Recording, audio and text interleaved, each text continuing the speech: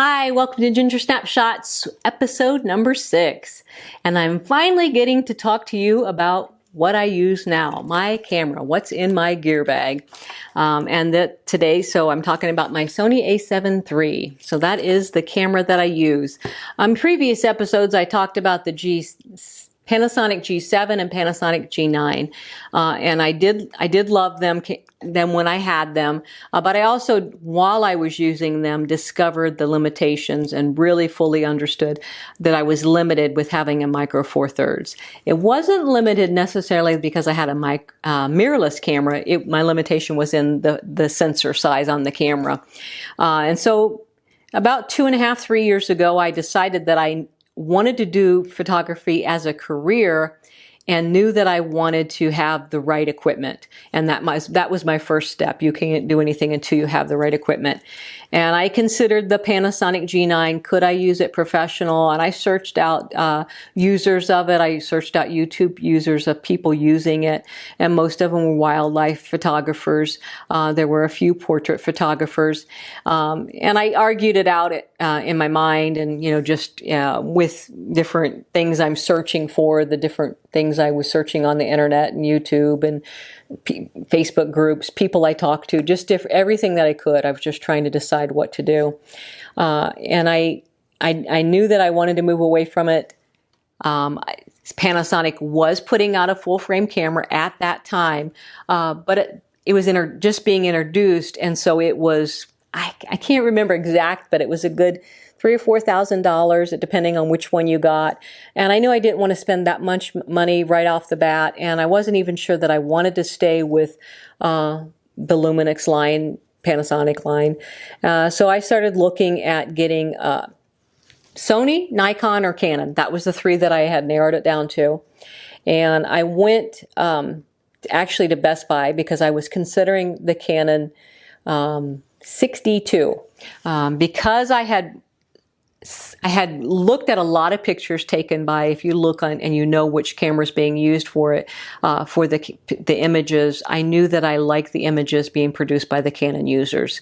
And I just thought the color rendition was beautiful, things like that.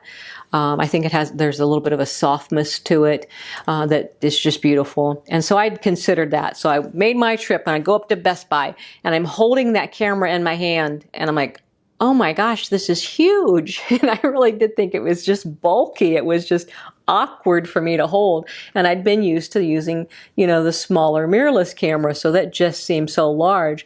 And then if you put a battery pack on top of that, to make sure you have enough battery life in it, it was going to be even more bulkier. And it had the optical viewfinder versus the viewfinder that, what you see is what you get with mirrorless. And I was used to that, so you're looking through it. And before you take the picture, you're actually able to kind of see the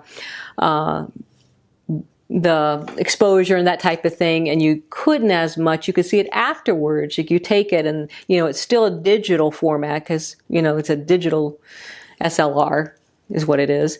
And I was like, from that moment on, I was like, no, this isn't what I'm going to get. And I went over and looked at the Sony cameras and I fell in love.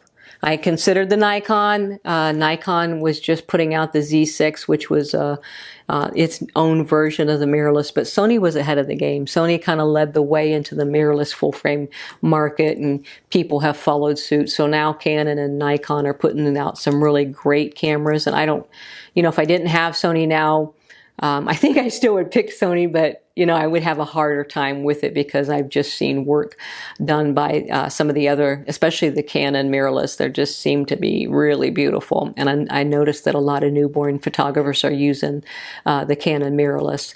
And there are the Sony users for portrait photography is growing a lot, and of course, and then the mirrorless format is growing a lot among the portrait photographers. So when I held the Sony, I really liked it. And so I got it, and just a few weeks later, I ordered it online, and I loved it then. I fell in love with it like as soon as I held it. It was just like it fits perfect. It wasn't bulky. It wasn't awkward. And so then I started using it. Now, when I first started using it, it was completely different than the Panasonic. And I would tell you that if you look at advertisements for Sony, it says the menu is cumbersome. I think that's a word I've seen a lot, and that would be an accurate word. It is cumbersome to learn the Sony menu system. You get used to it, and there are quite a few different things you can do to customize your buttons and your menu system that help out a lot. Something you're going to use over and over, and I've done that. The only thing I think I lost was, other than an easy menu system, was the articulating screen. So they have changed this, I believe, with the A7 IV. My daughter has the A7 IV. But with the Panasonic camera I had, it was articulating, so it'd flip around and I could do, you know, self-portraits or self-vlogging and things like that. So this, you're limited. And this one is not a full, it says it's a touch screen, but what it is if I'm trying to do focus, I can tap if I have that setting. I actually took that setting off because I bump it with my nose, so I don't even use that very much. So I lost that. I now have 24 megapixels. I went from 16 to 20 to 24. So I've went up, and to me, the images are beautiful. I mean, the quality of images are just phenomenal to me. And I do love it. It advertises as color, true to life color. And that's what it is. It really is true to life color. So that's kind of like what I've gained, and what I've lost would be the better battery. The battery is like great. It lasts, I don't want to say forever, but it feels like it's forever. It's more than what I need, because I'm mostly in the studio and I don't do high volume work on a daily basis. So mine actually lasts more than a day. I always have a backup battery ready to go if my battery dies, so I don't change it out till it dies, but I have another one on hand. I had tried out the Sony A7 II for a week actually, and then I returned it. It was good. The images were beautiful, because at that time I owned the Panasonic, and I compared them, and they were just beautiful. They did very well in all light conditions. It seemed like the focus wasn't as fast on it, and the battery was terrible. If you can get a A7 II, you can get it a lot cheaper. You can get it probably for $900 right now, brand new, and it produces really great quality, but the battery life is terrible. I mean, you're just going to have a whole pack of batteries, or you're going to have one of those battery packs that go on the camera. So when they did the A7 III versus A7 II, there was a big jump, and a lot of it was quality, but most of it was like the battery life and the autofocus. On the A7 III is incredible. It works, and I did a firmware update as soon as I got the camera. But you know, it makes a little green box around the face or around the eye. Sometimes when I'm taking pictures of newborns and their eyes are closed, it doesn't always get the eye as quick. It'll get the face for sure, though. It does better with open eyes as opposed to closed eyes. You can do animal eye focus or human eye focus, but the autofocus works really great. So when I first got it, I got the kit lens, and I still have it over here on my little shelf. And they work okay. And just like any kit lens, they're not as sharp as the other lenses, but it worked just fine. And it was a 28 by 70, I think, lens. And I do like to be able to zoom in and out, but I also wanted to get something that was a little bit sharper focus. And I started out with a Sony 50mm lens. And as you know, when you get the 50mm, if any full frame camera, or when they're trying interchangeable lens cameras, if you get the 50mm, all companies seem to offer that right there at a low price point, like $250, right around that price range, so that it's affordable. And it's what your eye sees, and so it's a great walk around camera. And and I may be repeating myself for some of the things that I said in the Panasonic, so if I am, I apologize. But that was just kind of what I knew that I wanted to get. But the problem is, you have to make sure, Sony makes a million different lens mounts, it feels like. But if you get an E-mount lens, and so that's what I did. You had two choices, and I got the one that had image stabilization because I thought, that's got to be better. So I got it. Tried it out on my first shoot, and this is my first attempt at a professional shoot, first time using my lighting and everything like that. And I'm trying to take pictures, and it would find the focus. You hear the little motor in it, and it goes out of focus. And I was just struggling. Well, I didn't realize I did have the right mount and it fit on there, but what I bought was made more for like the A6500, you know, a smaller frame Sony camera, and what I should have got was the Sony FE camera. So I have the Sony FE 1.8 50mm camera, and this lens was actually like $100 less because they didn't have the image stabilization in it. You know, who knew? But my camera has image stabilization, and it has really good image stabilization. That was the other thing that was an improvement. It's just really good. There's nothing really wrong with the stabilization in the Panasonic, but this is really good image stabilization, so it's not necessary to have it in the lens, and that's why you can get away with it. And I don't know of any picture that I've taken with this 50mm where I've had any kind of camera shake problems or anything like that. I will say that it's not fast. It's not a fast focus. It's a good focus. So when you get the focus, it stays and you get a good picture. And I don't have any problem with using it. I love it. And for most of the work I do in here, I do individuals, or, you know, I don't do big groups for the most part. I have done I did a dental office outside, and that was with a big group of people. And then I had some family pictures that I did, and it was not fast. You know, you're trying to capture all those, and it's not as fast as I would like. After I got the 85mm lens, I could see how much faster. This doesn't work, and you don't hear the motor working to get the focus. It has beautiful bokeh.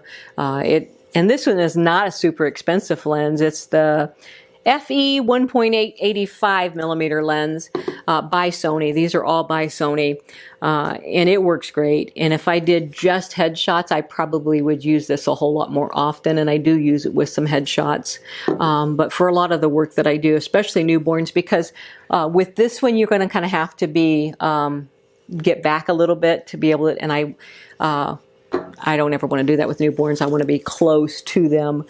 You always want to be able to, you know, make sure you're right there touching them, and you can do that with a 50mm. 35, you could probably do it a little bit better, but I prefer the 50. So for lenses, so what's in my bag is my Sony A7 III, my 50mm, and I do plan on at some point upgrading to the Sony 55mm Zeiss lens, and that will be my go-to camera besides the 85mm. And so then I also added a macro lens, and that's because of my work with newborns. I don't necessarily need it for anything else that I do. It is a good portrait lens, and that's what I struggled with. I already had the 85. Do I really want to get the 90? And I almost sold my 85 because I'm like, well, this will work for a portrait lens. It has these cool little features where you can say how close you are to your subject, and if you want to have optical steady shot, etc. And it just got fancy dials on it. It's more complicated to use, but it's a very good quality, and you can use it for portrait lens. But it's easier to use this one for a portrait lens, I believe. But I use this for my newborn shots. I love to capture the details, like the eyelashes and the little fingers and toes, the little, especially the pouty lips when they just kind of like they're pouting their little lips out. And then like the little nose with the little white dots, they call milk dots. I love to capture that, and that just all works great with a macro lens. I did try out a couple lenses, a macro lens especially because this is more expensive. I tried it out, a no-name brand, and it was terrible. And, you know, I was like, well, that was a waste of money. And I think I gave it away. I didn't even try to sell it because it wasn't worth it. And I thought, well, maybe they can use it for something. Now this is my most expensive lens. This runs about $1,000. And this was about $600, and this is about $200. So they're not high dollar lens. It is expensive to buy lenses, and you learn that real quick once you get into the camera world of how expensive lenses can become, you know, especially if you get a Sony Grandmaster. That's the top of the line. But this is what I'm using in the studio, and it works fine. I would say that's the only Sony gear I actually have, because everything else works with it. I don't even have the Sony flash. I know that it works just fine, but I'd started out with Godox, probably because of the price point, but now that I'm using them, I like it. So I have a Godox trigger, I have a Godox small flash, and then I've got 2 stationary lights that I use, strobe lights that I use that are Godox, and then I have a portable light that I can take with me that's battery operated, and it's Godox. And it just seems to work flawlessly with this trigger, so I don't see a reason to really change because it works so good. And that's about what I use right now as far as camera gear goes. And when I do upgrade, I plan to upgrade to the A7 IV. And stay in the Sony family. That's what I like. So I think that's it for this week. I hope to start making some videos. I want to pull together some pictures and show a video of where we started. I want to do show the journey from the garage studio to the bedroom or spare room studio to this studio. And maybe I'll try to do you know, have my husband help me, and we'll do a whole spanning or panning, however you want to say that, of the studio. But that's where I'm at right now, and I'm really excited about this new curtain that I have hanging up. It looks like a curtain, and a sheet. This is actually for backlighting images, and we've just recently installed this so that it's easier for me, and it's movable, and I can just move it out of the way and go to my other backdrops that I have here. So I'm just excited about the things we're doing in here and the expansions, and I just hope to share it with you. Hope you have a great week, and I'll see you next time. Oh, don't forget, like and subscribe. See you next time.